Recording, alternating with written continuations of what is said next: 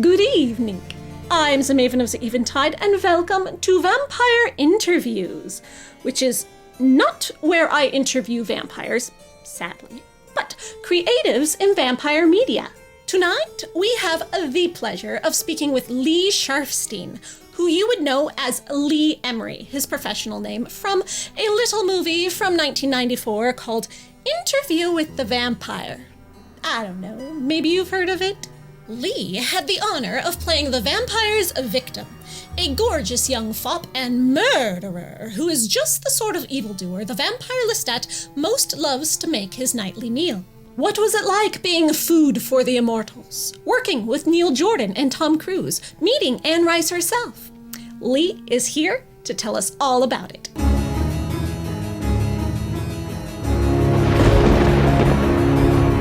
Hi, Lee. Thanks for joining us. Hi, thanks for having me. It's so good to see you again. It's been a while, hasn't it? It's great to see you too. Yes, I know. It's like, Halloween. Almost 4 months.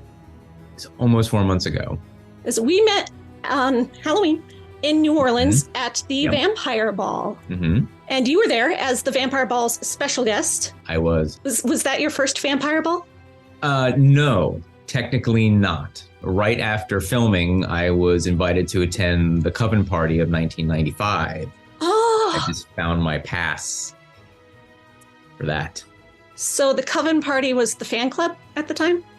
The same Vampire Ball? I guess so. Or was it more exclusive? Well, that was just the name of the party, I think, right? Oh, okay, yeah. I think they each have a different title, right? 1995. With the Anne Rice Vampire Lestat fan club. Mm-hmm. It was the big one at was like her house, and yeah. How many people were there? Was it as big as the one we went to, or much smaller? If not bigger. Really? If not bigger. And I remember I went, and it's like, it's funny, coming from, the theater. I was a theater kid, right? And, coming from that world, it's like, you'd think I'd be used to like dress up, right? But it's like, I was always so horrible at like Halloween dress up, and I don't know why. No good reason. So when I was invited to go, and I got to bring, a friend, and, it's like, well, what are we going to dress up as? And they have a dress code, right? You have to dress up. Oh, you have to dress up. Yes. No, you can't not dress up. That's for sure.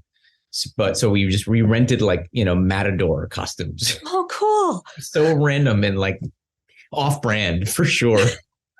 But still like fancy, old fashioned. Yeah. I mean, I don't know, I was a freshman in college. Right. So actually, at this point, I guess I was a sophomore. Right. So because it was the year after. Because I felt like we filmed when I was a freshman in college. And so it was like, basically I landed in New Orleans coming from the Northeast, to go to college. And, a handful of months in, it's, this thing happens where, I started pursuing acting. I started acting in high school, right? So I was, I had a wonderful acting program that I was a part of, where I grew up in Westchester, New York, and had this amazing, mentor teacher, Dr. Renato Valentino, and I studied under him acting and voice, and I was, all state, singer, and we mounted large musicals every year. And like semi-professional musicals, like we had professional orchestras playing our pits, and we would sell out 2 weeks straight. And it was, it just completely changed my life from, being someone who was just like good at math and science, because I was a math and science geek as well. And then I became a theater, geek on top of it, which so I just embraced all my geekdom in high school. But had a wonderful time, and then went to New Orleans, and it's like all of a sudden, I tried to find myself an agent, because I got my headshots in New York. I went down to New York City and, got my headshots, and I got an agent, and my agent got me an interview with, I guess, one of the local casting folks, I guess, who were casting more, I guess they were casting more sort of like the smaller, like extra roles. So, I went just on got a go see, just to say hello. And I guess so apparently like this role that they were looking for, this, beautiful youth, what they called it, or the widow's lover. They had like casted, thousands, they had seen thousands of, kids in like the New York and LA and all over. And, I guess Neil Jordan just didn't find someone he liked. So I just go on a go see. They put me on camera, just like a, camera test. I didn't even really do any acting or anything like that. In fact, there was no line in the script. So there was nothing even to act necessarily in terms of, delivering lines. And then a couple of days later, they're like, yeah, they want to kind of see you for like a wardrobe test or something like that. I was like, okay. And I show up for, at the place for the wardrobe. And there was another kid there that looked sort of similar to me. And we were both kind of like, I guess it was, I don't know if they were going to do like a compare and I don't know what was happening. You said you were a freshman in college, so you were like 18? Yeah, I was 18. And then there was this other kid there. And I was like, oh, all right, well, and then there was some kind of like little kerfuffle because I think there was a mistake because I guess they had chosen me, but they didn't get down the line or whatever. So it was like they, one of the wardrobe folks, pulled me in. They're like, hey, all right, Lee, come on, let's go. And I was like, what do you mean? And they're like, we're going to fit you for the costume. I'm like, well, I don't know if I really have the role yet. So, and he's like, no, what do you mean? You're it. You're the one. And I was like, oh. I mean, and then I also immediately felt like horrible for that other kid that they had come down to, but I was just like swept away. And it's like, it's like Sidney Powell's like costume department, right? It's like, all these things like I realized later, like how, like, I mean, just, my first on-screen films, like I was, wardrobed by Sidney Powell. It's like, and you had just gotten there. So you're like brand new and straight off the bat. Yeah. It's awesome. And then, I was on set for, like 3 days or 3 nights rather. There's night shoots. It was all night shoots. Or at least for this, if you remember the scene, it was at night. And they filmed they filmed the outside stuff first. And then the last day was like all the inside party stuff. I knew nothing about the role, right? There was no like context for the role itself necessarily. How long between that day when they're like, no, you're it, let's do costumes, to shooting was it? It was, barely, if it was 2 weeks or less, it was close. It happened really quickly. But I read the book. So had you read it before this, or you read it in preparation for this? Okay, I had not read it before. You're like, where's my character? Oh wait. I don't think the character. This character had like a mention in the book, but I read the book and really, I mean, obviously, just to kind of get into the, to the vibe of the whole scene and the period and all that, and I get on set and like no one has talked to me about anything. Did you see a script at all? I had a little set of sides, which that's another thing I was trying to scramble for. I was looking for like last night and this morning, but I could not find them. Like I have them. They're like stapled together. They're a little set of sides. It has like it's almost like a little call sheet on the front and then the little, piece of the scripts that are being shot that day. That's how, like when you make a feature film, that's what you get. You get like a breakdown and like, we're shooting a quarter of page, 75 in the script and, 1.5 pages of, 24 to 35, 30, 26 or whatever. So you only got your sides? They didn't let you see a whole script at all? No. Is that normal? Yes, that is normal. I mean, I get obviously if you're a principal, you go through, rehearsals and you read scripts, but if you're like a day player, like this is like an under 5 day player, you just get a set of sides. And, is that a security thing? Just the way I think it's probably more practical than anything else. I don't think it's necessarily that they care, people can read the whole script. I mean, I assume maybe there's some part of that. Because I think once you have a contract, it's like there's just sort of, I think there's generally, baked into like any sort of contract, some kind of, confidentiality clause, right? It's like, so people aren't so worried about that, as much. So I think it's really just more a practical thing, like, printing scripts, especially back, 1993, right? It's like, right. You shot in 93, the movie came out in 94, and then you said you went to the Vampire Ball in 95? Yes. Were all the actors invited to that ball? I think so. I mean, especially the local actors, right? You know, it's like Lila Hayowen, who was That was the widow, widow. right? Mm-hmm. So did many of them come? Did you see a lot of them there? I remember Lila, but other than that, I don't really remember. I mean, again, in my scene, there was only the four of us principals. Right. There was only four principals. It was like Tom Cruise, Brad Pitt, me, and Lila. And that was it.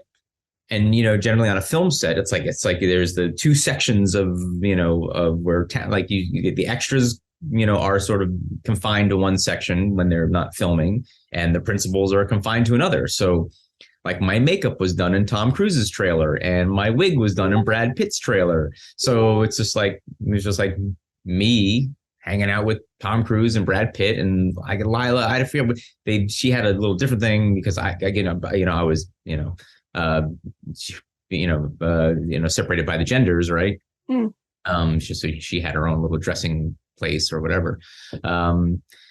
And, you know, it was, again, like I thought it was so strange that no one came and talked to me anything about the role of the scene. And I just, they just walked me out into a field. The first shot was like one of the shots where like I was sort of in the background walking with Lestat. But let's look at that since we're. All right, you want to watch the scene? Yeah. Right.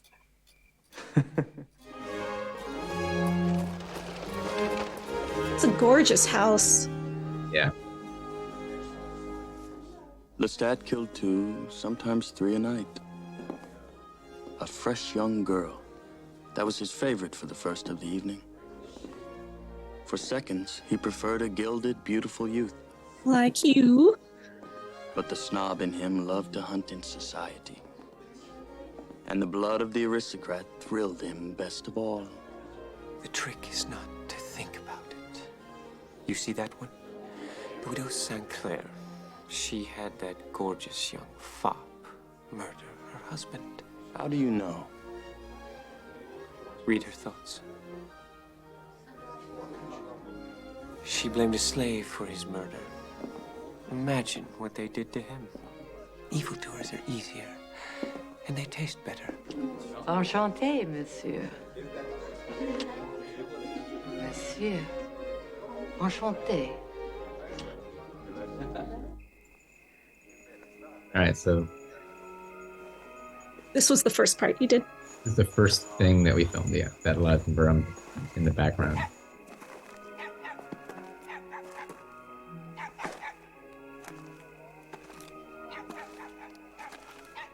Where are we going?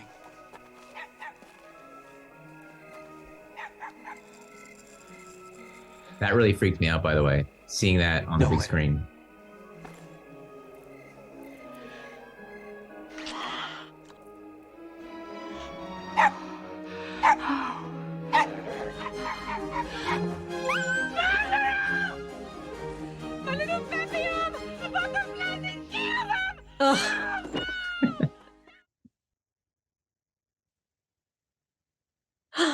It's the poodle.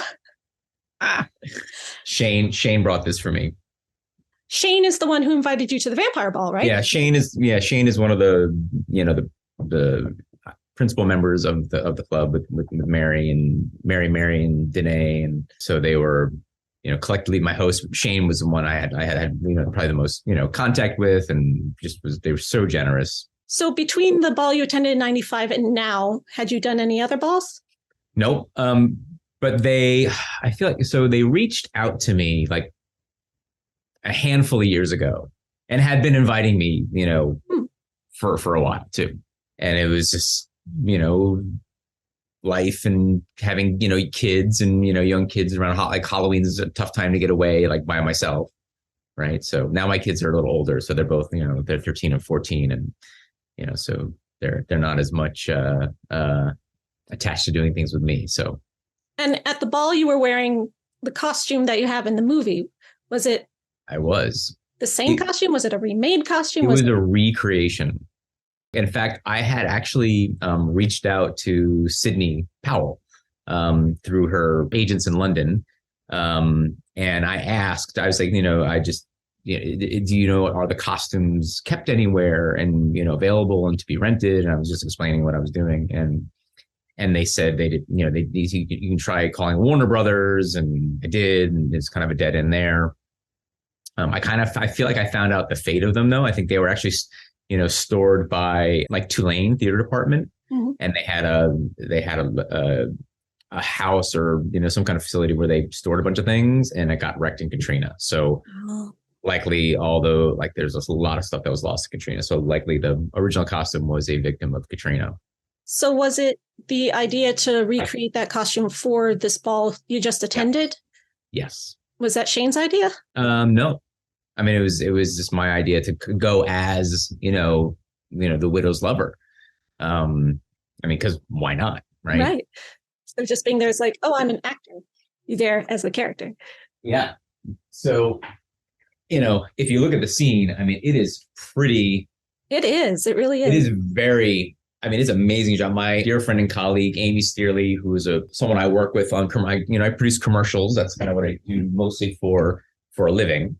And she's done a lot of, my commercials, and I hire her all the time. And she's also a costumer as well as a wardrobe stylist. And she, took it on and, found materials and found like there's a wonderful place in New York City called Abracadabra. It's an amazing, basically, costume Halloween shop. Mm-hmm. And they have like a whole bunch of tailors there. And so between Amy and the fine folks at Abracadabra, they created this costume. And I have to say it was really, really impressive. It really was. I thought it might be the same one, but I'm like, no, couldn't be, could it? She did a great job. Really fantastic. Would the original have still fit you? Actually, there's a good chance it could have still fit me. Nice. So, it was, we'll never know. So you said the first part that you shot was when you were walking outside, and we saw a scene with a shot with all four of you in it. And then it went to 2 and 2. Yeah, it was a wide shot where Louis and the widow were sort of in the foreground, and I'm sort of like in deep background with Lestat. That was my first experience on the set. And this was just like they put me out there. I'm standing out there, and they walk Tom out, and they just leave us there. Like there's just two of us. Just everyone. There's the whole joke thing. Hurry up and wait when it comes to film. Exactly. Right. Because they have a lot of things to do. They got to set the camera. They do camera rehearsals. They do, they make sure the lighting is correct. There's so much to do. So, it's literally just me and Tom. Is that your first moment meeting him? Yeah, my first time meeting him. Like they didn't do it. They did no, like there was no like Neil Jordan didn't come talk to me beforehand. Like there was no like introduction. It was nothing. So I was like very much in the dark about a lot of things. So no rehearsal or anything? Nothing. So I'm standing there with Tom, and we're chatting, and I was just like, I'm even back then, like I was not very much someone to get like starstruck. So I was like, oh, my mom was so excited that I was doing a scene with you, and he laughed, and I was like, look, can I ask you a question? He's like, yeah, sure, anything. And he goes, I said, so what's happening? Like, why am I out here, with you, blah, blah, blah. And he goes, you don't know? And he starts kind of laughing. And I was like, no, I don't. He's probably used to it. And he goes, well, I'm looking to kill you, and you're looking to get laid. I was like, what? I was like, oh my God. And then I was like, oh, so like it was funny. And I was like, okay, that makes sense. My character now has motivation. Well, it also made a lot of sense for, it actually kind of, maybe not in that one moment, but it really crystallized for me, the kind of, world that Anne Rice created and what vampires are all about. Right. Mm-hmm. And vampires, like, look, and I know we would get into this later, like the whole, the fact that like my character was a bisexual character and was actually one of the first, openly bisexual roles in a major studio film, which was, again, that's something, at least something I found out like afterwards and kind of like, how this is kind of like stuck with me through the years, is that it was kind of an important, as small as the role was, it was kind of like an important role for that community. And so like, it's like, that is something that I honor that and totally respect that. And so, but the world of Anne Rice's vampires, it's like vampires were not heterosexual or homosexual. They just were seducers, and they just seduced their prey, and they seduced their prey no matter if it was a man or a woman. Right. And that was their power, like the power of seduction. She always said that they were free of gender. Right. So it wasn't about gender or sexuality. It was just about seduction. So it's, it's funny when, people twist things into being, one thing or another, especially now, in these days. Right. Yeah. They really make it shallow. Yeah. So, but it was, it very much, for me, it made a lot of sense. And, again, like, playing, a bisexual character wasn't anything that wasn't anything I was afraid of or, would shy away from in any way. So it was like, all right, great. That's my job. Like, that's what I'm here to do. And, I'm going to do it. So it's like, I just, like the scene, where it's like where it's like the really close up of my face. The moment you said that scared you? When I saw the premiere, well, it wasn't really a premiere. It was like more like a cast and crew type premiere. It wasn't the premiere, which I think the premiere was like in London, and then they had one in LA, but then they did like a special New Orleans one for like the local cast and crew. So when they had when that shot was on screen, it was like that close up. I mean, it really took me aback. And I was like, oh my God, that whole screen was my face. So and it's a great shot too. You look so good. Yeah. Oh, well, thank you. So you said in the script originally your character had no lines, but you have a line in the film. So how did that happen? So Neil Jordan, I mean, apparently he just really like took a liking to me. Like he just really liked me, liked my look, liked the scene. Like there was something about the whole scene that was, I think, very important to him in the telling of the story of Lestat and Louis, right, and of Anne Rice's, of Anne Rice's vampires. So, he kind of embellished the role a bit, just like on the spot for me.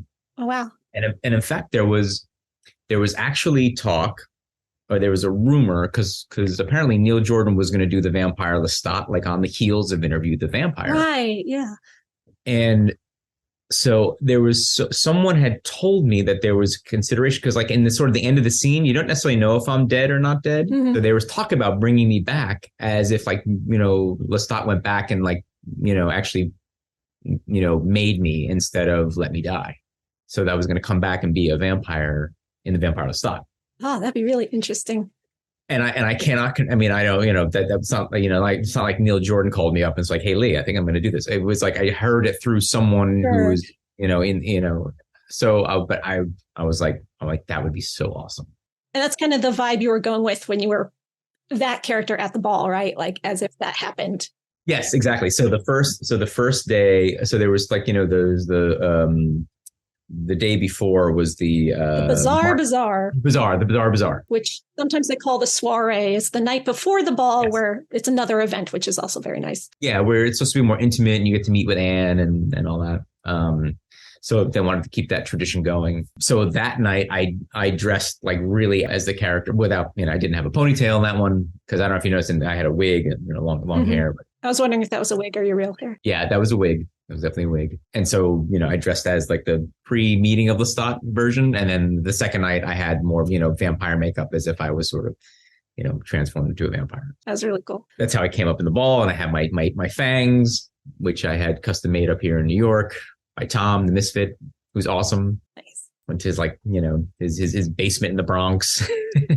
It's the second time I thought I might get killed getting fangs made. Because the first time I actually had the custom fangs made. I was like, kind of just post college graduation where, like so they're very much in the goth scene. Like I had a very good friend who was very much in the goth scene. I was sort of, peripheral to it. And we would go to these clubs, these like goth clubs in the city. One was called The Bank. It was one of the big ones. It was right on Houston Street, and we'd go in and, and I guess, all my friends, everybody I knew would use the fact that I was in Interview the Vampire to their advantage in some way, shape, or form.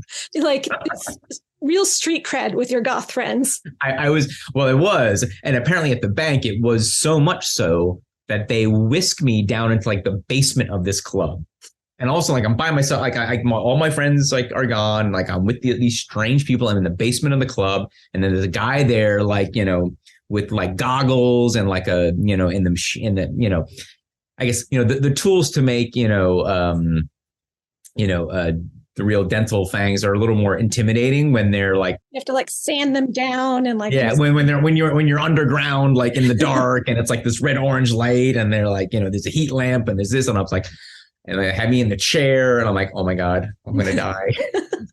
But no, I didn't die. I got like awesome custom fangs made. So were you a fan of vampires at all before you got into this? Did you like vampire movies? I was not. I really was not at all in that sort of, into that, into that world. I mean, like I'm very much a film person. I love films, and there were all, and I didn't necessarily have like one genre of films that I love or didn't love. I think, that sort of fantasy genre is probably maybe a little more on the peripheral of what was my normal, like what I really loved. That's like, it was like Fincher and Coen Brothers and, Ridley Scott, Tony Scott. I mean, it's, so that was, but I loved Interview. Like Interview the Vampire was so well done. It was so different from so many vampire movies that ever came before it too. It's real change in the genre. Well, okay, so maybe go back. I mean, like The Lost Boys, loved. I mean, that was like growing up, The Lost Boys. It was such a great movie, such a classic. I'm trying to think, what were some of the other classic, The Hunger. That was not one that was on my radar. Near Dark, that came out the same year as Lost Boys. Before that, you're looking at the like 1970s Draculas and the Hammer films and all of that. No, Lost Boys was definitely in that sort of like Lost Boys, like that was like in like, it was like a little darker version of Goonies. Like Goonies was in that sort of like adventure kind of world, the E.T., like all that. Like that was, that was kind of like my childhood, movie track. So yeah, I mean, vampire in general is not something that like I really, got into or sort of embraced that as a, what would you call it, as a, as a passion point, right? It's like, I love trying that on. I love wearing it. I love, getting into it and, sort of committing to it and, but being able to do, but I like to, for me as an actor, as a storyteller, as a producer, a writer, like I like to try on different things. That's how I feel like I evolve myself and grow myself and, and learn in the world. And, that's sort of how, I guess I operate as a creative more than just being in one thing exclusively. So when you filmed that scene, you were outside. There was the wide shot of the four of you. Was that shot first before they went? That was the very first shot. Okay. So then when they came to the two of you and your close shots, you suddenly had this revelation of who your character was and why he was there and like kind of the deeper meaning of the work itself. And you're kind of thrown into that and then you have to act it. And you've just been giving a line that you didn't know you were going to have. How did that go? How did that feel? How many times did you go through it? I mean, it was really just a handful of takes. Each one was just a handful of takes, maybe 3, maybe 4. It was a little technical too, because of where, the movement, like, cause when you get into a shot that is that close up, like there's a certain amount of precision that you have to, sort of emulate in order to get the shot right. So, And then, you know, in film acting, as opposed to theater acting, it's like, it's very much still in the expression as opposed to in the action. Right. So it's really just, you know, the conveying of the emotion, and the emotion is like, it was like mixture of like, you know, excitement and fear, which is kind of, I was almost actually able to just, you know, really build off the emotion of being there into the character. This was the same kind of excitement and yeah, I think I was, I was, you know, as I was all at once, you know, excited, but also, you know, scared, and also wanting to, you know, just, yeah, again, like, it's funny, like I didn't necessarily feel pressure of, you know, being, you know, against like an actor like Tom Cruise. It was more like that, like there's a whole group of people there, you know, like there's a huge crew of people. It's like 100 people that are all sitting there, and their job, they can continue doing their job if I do what I'm doing correctly. And if I don't do what I'm doing correctly, like we have to stay and do it. Or, you know, it's just, it's funny. Like that's where I felt, you know, a little bit of the pressure came from. But Neil Jordan was so like, I was actually in awe of Neil Jordan. Like, you know, if there's any sort of like starstruckdom, it came through Neil, because in his presence was just so like kind but powerful. And, you know, when he did, and obviously he spoke to me like when we were, you know, but like he just had a few words. We were doing the scenes, and he was like, and having him, it was, you know, I was so, you know, comforted by that too. So that also allowed me to, you know, kind of perform and remember, like, you know, again, be in the character, but also leverage the kind of emotions that were already there. So it was kind of like almost like a perfect storm that really, I feel like, you know, came through, you know, on the screen. What kind of direction did he give you? Did he have you change anything you were doing for a second take, or did he love it from the start? You know, I think, I honestly, I can't even remember what he said. And it wasn't, and I don't remember anything that was like, okay, try this, or try this, or try this. I don't even remember that. It's just like, hey, we're going to do it more. Remember you're this, or remember you're that, as opposed to like, you know, try to keep your head. I mean, there was a little bit of like, you know, like try to hold your head here and try to hold, you know, there's a little bit of that. But from Neil, it was more like, as I recall, again, you know, the brain starts to melt after a little while, after so many years. What about the way he directed Tom? Do you remember anything about that? Yeah, I mean, I think, you know,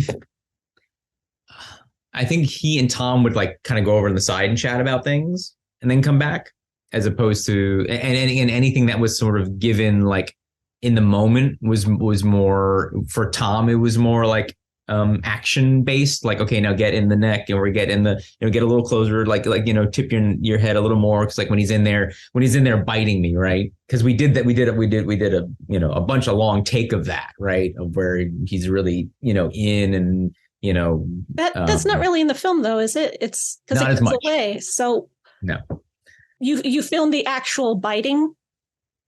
They didn't film like close up of like, you know, teeth breaking skin or anything like that, but they did do, you know, like more of like a close up version of that shot where, you know, he kind of looks, you know, like at the end where he kind of looks up, and I'm like, you know, there's sort of like. So there was more slightly before that shot where he's in and then pulls away, and you just kind of cut it a little later. That's interesting. Yeah, I mean, they did the whole thing. They did the whole, like, after he rubbed the thumbnail. There's a name for that, I think. It's like a thimble kind of thing. Yeah. Where he rubs it on my face. And then, so what they would do, that was like almost like a can opener, a human can opener, right? So it would, like, you know, they would, you know, poke, and it would create a hole, and then you could just, you know, instead of having to do all the, you know, biting, but they did the whole, you know, action of, from that into the bite. But obviously that was not, you know.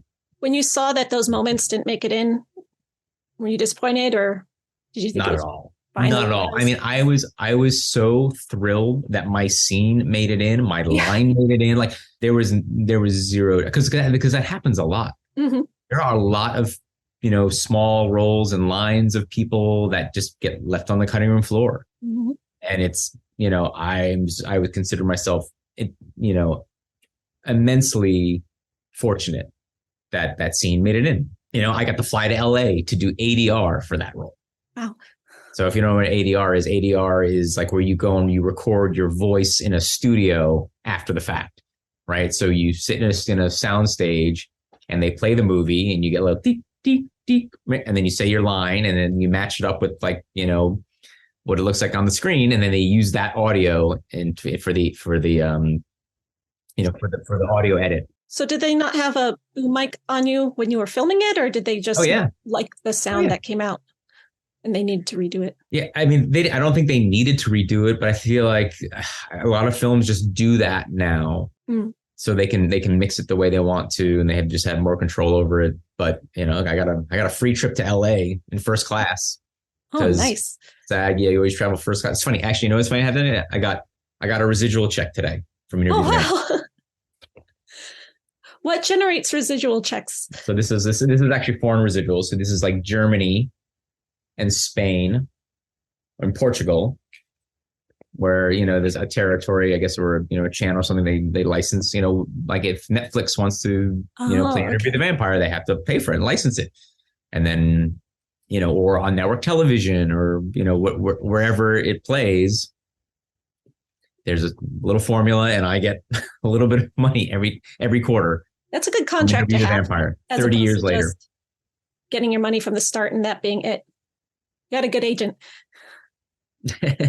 No, I mean that's just an automatic thing with SAG. It's not even an agent. It's not it's a SAG scale thing. So were you in SAG before you got the role? No, I was not. But when you do a SAG movie or a SAG commercial, you get a SAG contract, even if you're not in SAG.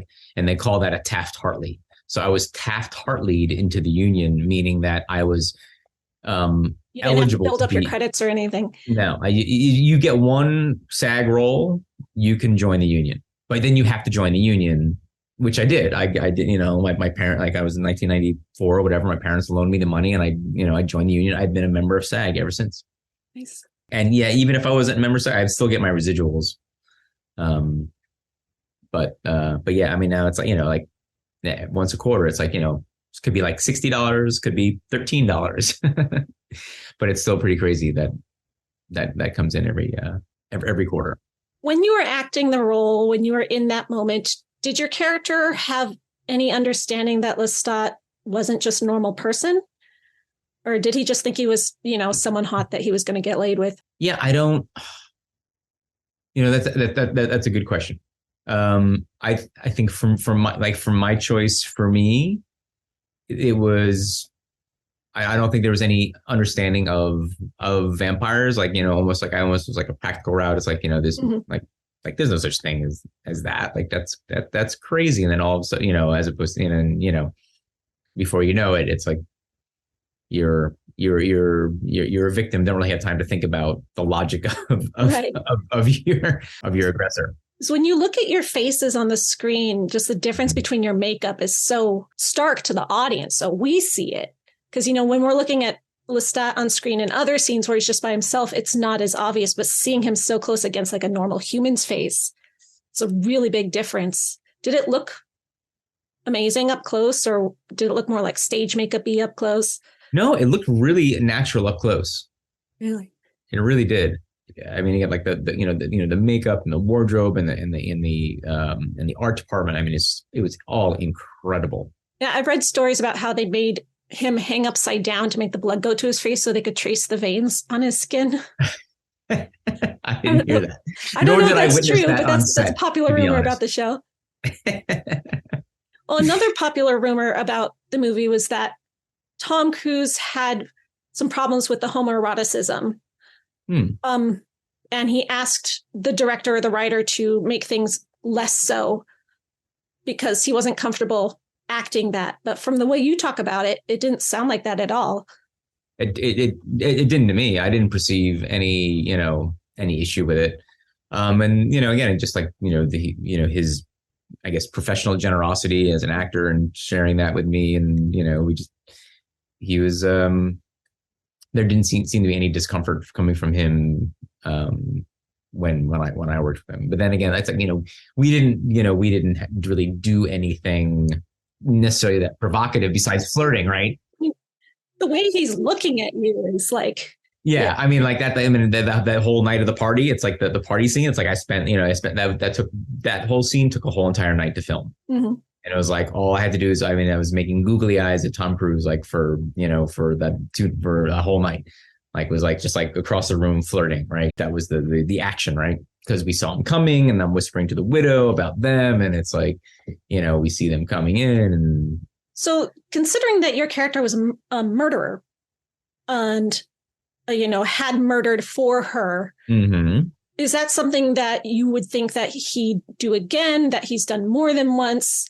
Or, is he seeing Lestat and Louis, are they seeing them as marks, or was that just a one-time thing? Well, I think, for that period, being in, I feel like that my character wasn't born into his position. So he sort of, earned it by doing things like that. Mm. And so, it was, in the 1800s, like, it's just like survival, right? Like the things that you did to survive. And, that was just what that character did.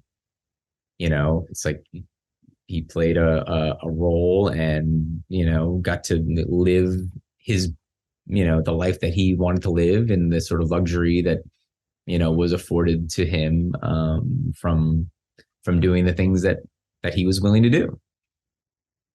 And didn't seem to lose very much sleep over it either. Yeah.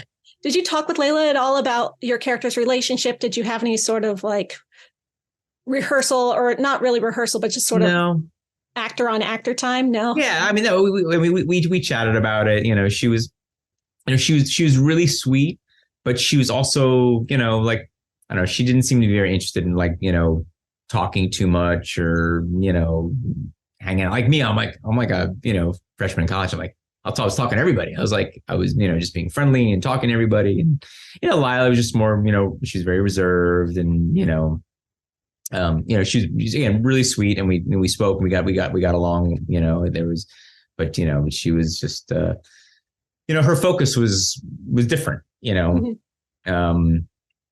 But we didn't really have much together. I mean, I guess the first scene where we're sort of like talking, whispering, blah, blah, blah. It's like, we chatted, a lot then, and just, she was very comforting to me. Because there seemed to be some chemistry between you there, even though you don't have any lines, you're not doing anything, just the way your bodies relate to each other and everything. Yeah, no, she was, and I think she, I mean, just, I guess maybe looking back at it, I think she was also, she knew I was, I was young and in this, on this, big stage here, so to speak. And she was just very, generous with me. And, I enjoyed working with her very much. So when they were doing her scene with Brad Pitt, were you still on set waiting for your turn, or were those done totally separately? Yeah, we did that whole scene was three days of filming, or technically nights, but yes, that whole scene was 3 days of filming. We were there the whole time, and either I was in the background or sometimes I was actually some of the scenes, like I'm actually like, like where, after, Lestat comes back over and after, she's screaming, like I'm actually laying down in the background. Like I'm literally really? like, I never noticed that. You can't see it. Oh, I think okay. the way the camera angle, ended up being what they chose, like you don't ever see me laying down there, but okay, gotcha. But you were on set. I literally spent, a couple hours just laying on the ground. No, I love it when they do that because it's giving the other actors something to have an environment about, So if like Louis has this horror of this dead body over there, then that actor can react to that. And you're providing him like a set to act in. Yeah. I love that. So when you were kind of against a tree, did you then sort of like slump down to the ground? Yeah, slump on the ground. Did they film that fall of yours? I don't remember, to be honest. So then was the indoor scene at that same place where the yard was? They used that whole house? They used that whole house. It was the Oak Alley. No, I forget.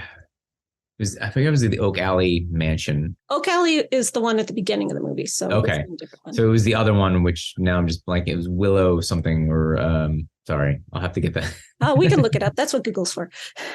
Yeah.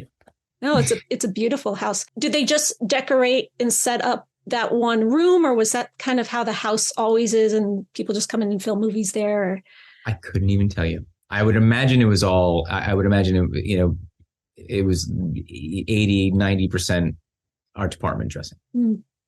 I have to imagine that. And they use the rest of the house for other things like holding and camera department and all these things. They use the rest of the house for other, production needs. So, and also Kirsten Dunst was on set too, because they were doing wardrobe for her. And so like she came up to me and she's like, "Who are you? What are you doing?" Aww. She's adorable. She knew you were important. She was absolutely adorable. So like she, I guess they were doing, wardrobe fittings and things like that with her, makeup tests and all that. So. And there are a lot of extras in that scene too, and they're all wearing extravagant costumes and everything. Mm-hmm. What was your time in the makeup chair like? Did it take a long time? Yeah, I mean, I was in for like a good hour. The wig took a little longer. I think the wig took a good hour. The rest of the makeup, maybe like a half hour on that. And then I had makeup on my hands.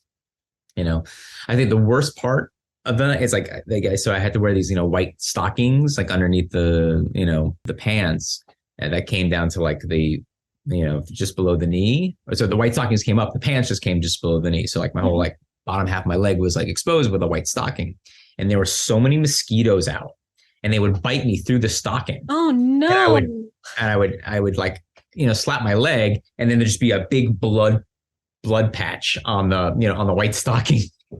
So I had to have like my stockings changed like at least 3 or 4 times. Oh wow! We were filming outside. Was everyone plagued by the mosquitoes, or do mosquitoes just? I don't think anyone escaped the plague. Oh gosh, of the mosquitoes. That's something you don't even think about. There are a lot of bugs in New Orleans. Yeah. One of the other really kind of interesting things that and tragic was that when I filmed was a couple of days after River Phoenix died. Oh wow! And River Phoenix was supposed to be the interviewer. Mm-hmm. So there was this whole like real interesting vibe on set too about like, him just passing away. And like, I think I was maybe one of the first people to know that, it might've been Christian Slater who was going to get the role because someone had spoke about it there. But that was like, I remember that very vividly is all that happening. And the sort of, the reverence that, that people had, and I don't know, just the sense that what we were doing there was kind of, I don't know, not that it was important, but it was like, there's a community, in film and the arts that, that everybody, that you feel very much a part of and very much connected to. And so, everyone's hearts were just like, really kind of, broken over that. And sort of, there was like a tenderness like on the set around at that time in New Orleans, just, just because of that, because of him. And that was, that's just something that was again, just, part of the experience. And, I don't know, just again, an interesting, time and place to be. Yeah. When you say the scene took 3 days to film, do you mean the outdoor and the indoor? 2 days outdoor, 1 day indoor. And that was your whole time on set? That was my whole time on set. It was 2 days outdoor, 1 day indoor. And then there was, so if you kept playing the scene, and then there's the, where they're fighting, right? Mm-hmm. That's the part, where they're like throwing each other up against the trees. Mm-hmm. Or, remember that? So there, I'm like, I think maybe in there you can see me laying on the ground at some point in time. Should we look for it? So yeah, play it. Yeah, that's fine. He's like, "You condemn me to hell," and Lestat's laughing at him. He's like, "You know, you can't kill me, Louis. Sorry." By killing rats and poodles, you could have finished us both. You condemn me to hell. I don't know any hell.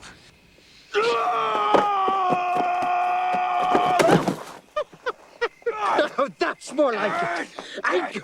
You're. Is it there? Well, that was Lila. Right. But you can't kill me, Louis. So yeah, I mean, You're off to I guess right. I'm just off camera here. Yeah. Feed on what you will. Rats, chickens, poodles. I'll leave you to Yeah. it. So I was just off camera there, off camera, right? He was on wires for that scene, wasn't he? Yeah. Yeah. So there was, so that was a whole time. Where, I guess I remember I spent like a good amount of time, I remember, laying on the ground while they were doing all that. So what was the wire rig like? Was it a big crane? That's a good question. I don't know if I had the presence of mind to really I recognize it was kind of a standard, harness wire, and whether it was like actually attached to the trees or attached to like a like scissor lift or something like that. I don't honestly remember, but Because it must have had a lot of tall equipment out there just for the lights alone, right?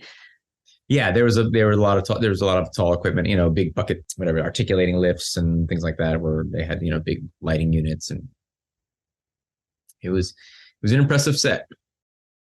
When you were talking about your close up, how close was the camera to your face? Like, it looks like it's this close. Was it really? Or? It was very. If it was like a yard away, that would have been a lot.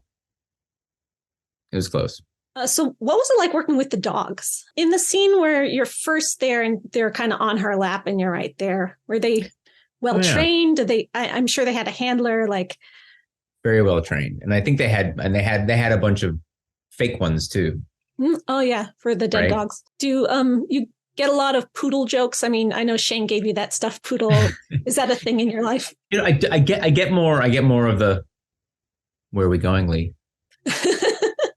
Where are we going? Do you always say nowhere? Nowhere. Always. I have to. If I don't say it, then it's like I get penalized somehow. So did you get a script that had that line added in it, or he told you what to say? He just told me what to say. It was all, just, I think it was even on the spot, really. It wasn't even, I'm trying to remember if they gave it to me ahead of time or like while I was preparing, but. So originally you were just supposed to be seen walking with him. Was there supposed to be a close-up scene of your faces, or was it just a walking? I mean, there's again, the sides that I got, there was no screen direction for that. There was no, it's like, this is where, it's like you take a writer's script, right? Because Anne Rice wrote the, Right. I've read the original script, very different from what's in the film. Is it the screenplay? Oh, yes, so different. There's like a whole subplot where Lestat wants to be an actor again, and he's auditioning for Macbeth, and then he gets the part and then chickens out about it and doesn't do the play. It's like stuff that you wouldn't even think of. Well, it's funny because one of the kind of like my prize artifact is an actual copy of Anne's script. Is that the shooting script or the one I was just talking about? It is my original script, properly of Geffen Pictures, private copy Anne. This is Anne's private copy. She gave this to me when I went and visited her. Oh, that's so sweet. And she autographed it for you. Prized possession. No, she didn't she didn't necessarily even autograph. I don't know if she. Oh, I thought I saw her name on there. Yeah, it is. But it wasn't like she autographed it for me, like, "Dear Lee, here's enjoy the script." Right. Okay. Yeah, it does have her, handwriting and her name on it. But I've actually never gone through and read this actual script. Do it sometime. It's just so cool to see what her original ideas were. I mean, the film turned out great the way it was, and she loved it the way it was. But there's some really interesting stuff in there, stuff that isn't even in the books at all, that she came up with for the movie. It's pretty cool. Yeah, I will definitely have to. This is again one of my sort of more prized, possessions here, which is let's see. Oh, she gave me Tom Cruise's mailing address. Did Did you think you guys were going to keep in touch after your steamy scene? I don't know. But, but a few weeks after filming, I did get this in my mailbox. Oh, cool. At school, and it signed by Tom. Oh, wow. Do you think he signed everyone's, or was yours special? I know. I feel like he probably, did this for like the crew, like, all for people, but it was still really nice, right? It was really generous and really really neat to kind of get this kind of thing. Again, it was like, in my like little, mailbox at Tulane. And that was, it was just really classy, right? When we're walking together in the scene, he looked a lot taller than you, but I know he's not very tall. Was he elevated? We were about the same size. We were at the same height. I think we are literally the same height. But he did look taller than you in the scene. Maybe he was in heels or something. Yeah, he definitely, he most likely had heels, and he probably stood on some things when we were in the close up. But when we were walking, it was he just we were on the same plane. But it's funny, I'd have to look now too at the scene and see I didn't it's all these things that don't register to me having been in it and watching it. It's Well, I remember reading that in the scene just before he sees you, or as he's talking about you in the indoor scene, that he was elevated so that in the close-up shot with Brad Pitt, they were more on the same level. So I know for that particular scene, it was a thing. I can neither confirm nor deny that, because I don't remember, to be honest, what they were walking on or how that. Did you take any pictures while you're on set? I know it was the era before cell phones. Or no pictures. I didn't take any, pictures with. I have a picture of myself sitting in my trailer. I had a little part of a trailer, but. And I think I just literally had like a disposable film camera. And I don't even have a Polaroid. I don't even have like a Polaroid. Everything was taken with Polaroids, right? When, on set, the ADs and, wardrobe department, they always take Polaroids of everything. They have, just rings of Polaroids just for continuity and everything. So speaking continuity, since you did that scene over 2 nights, the outdoor scene, was there anything in particular that you had to make sure was the same the second night? I mean, if I'm sure there was, but that was all. I mean, again, that was all done behind the scene. Behind the scenes, I didn't have to think about any of that. It was all like show up and be and be my character, and they literally took care of everything. Everything was like taken care of. So yeah, it's not like you had any jewelry that had to be placed a certain way or anything. No, yeah, there wasn't much. I mean, obviously they had to, they had makeup references, right? So they had, Polaroids, and they had to do the makeup, and, so, but it was all the crew. I mean, this is like, as a professional, a crew you can possibly have. And when you have that kind of that level of, that level of crew, it's like that things just are just invisible to everybody else. Right. It's like, there's so much that goes into it, but it's all, it's all in service of letting the, people do their jobs, like the actors and the director and, the people, performing in front of camera or performing behind camera too. Was it your first time performing for screen? That was literally my first screen performance. So did you sort of get a crash course in movie making? Yeah. I guess I did. Absolutely. Very, I would say, it sounded like they were all very accommodating of you too. They weren't like, oh, the new kid. No, there was no vibe like that. No, nothing at all. So when you were done with your 3 days of shooting, how did this impact what you had going on, your college, your education, your career going forward? Sadly, it didn't have that much of an impact on my career. I guess, part of that, that had to, was due to the fact that I was just in New Orleans. I still had 3 years left of school in New Orleans, and I wasn't going to leave school and try to, that's smart. Do things. So, I didn't, I guess I didn't really think about, trying to capitalize on that, momentum or anything like that. So, by the time I graduated, and also by the time I graduated, I was sort of, thinking that I wanted to be, go into directing and a little less acting. Like acting is a lot of fun and I loved it a lot, but being an actor is I just saw too much like it's just hard. It's just really hard on your soul, and it's, you don't feel very much in control. And I was kind of person who really wanted to be more in control of my own fate. So I was like, I want to be, I want to be a director, so I got into film production, and I started as a PA in New Orleans when I was a senior, and, parlayed that into, working on commercial film sets in New York, and then just kind of went up from there and got into branding, advertising, and, still being a storyteller, but doing it for, more for brands. And, it was just like, just my path. It made, college years kind of fun, right? Because it was sort of like a minor celebrity-ish, kind of vibe. But nothing nothing too crazy. Didn't make you want to run out and audition for every film ever? I tried to audition for whatever I could. Again, I had an agent who, I went on a handful of auditions, but I never got anything else like in New Orleans. Was it a big film area in New Orleans at the time? It's much more now, but there was certainly, there was certainly film happening in New Orleans, but again, but not like there is now. Yeah, it's just big down there now.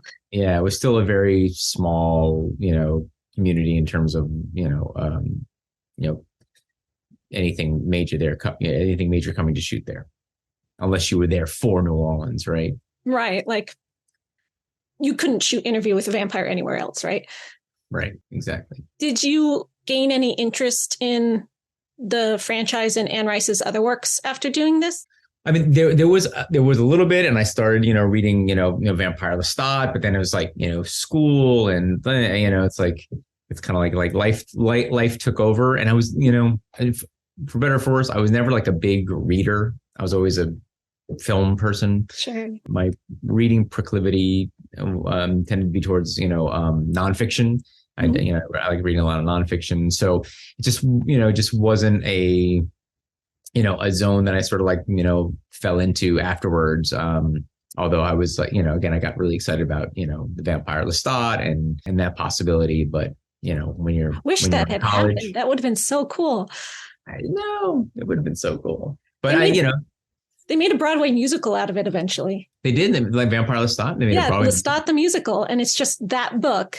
And it does have the Interview with the Vampire story with Claudia and everything in it as well, a condensed version, but it is specifically that book. How was that? It was really fun. Elton John did the music. Yes. Okay. I remember hearing about this now. Yeah. How long ago was that mounted?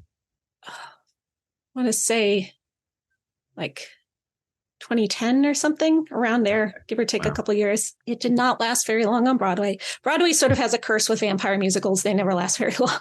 Yeah.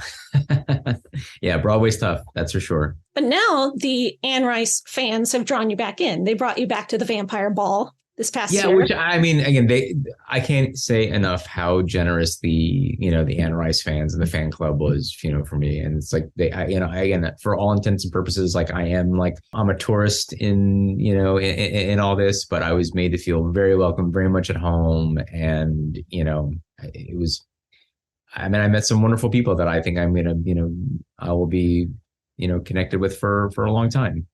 Would you come back to another ball? Oh, absolutely. Absolutely. Are you coming this year? I don't know if I'm coming this year, but certainly people may have the chance to see you there in the future. Yes. Come and meet you again. Very, very, very true. And again, I have the costume, so I probably would use the costume again. Why wouldn't I? Right.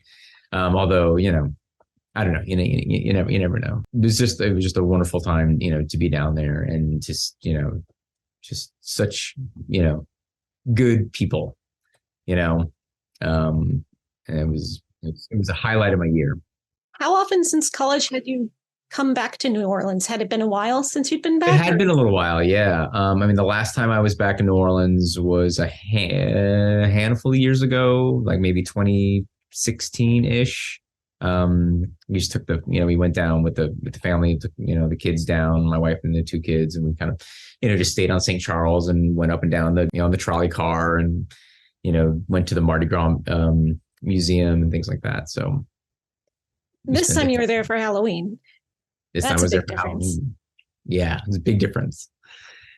It's a place to be for Halloween.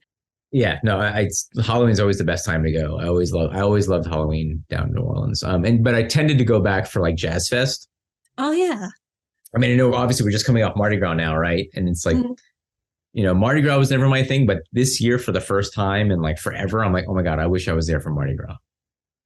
I really do. And I have a good friend that I went to high school with down there. He owns a restaurant down there now. And so I got to spend time with him. It was fun to have like a little solo venture, right? Cause I just went by myself. Just really just kind of, the city's changed a lot. Right. But, it's really just, a magical place, New Orleans in general. And I love music. I love eating. I love food. So it's a great place for me.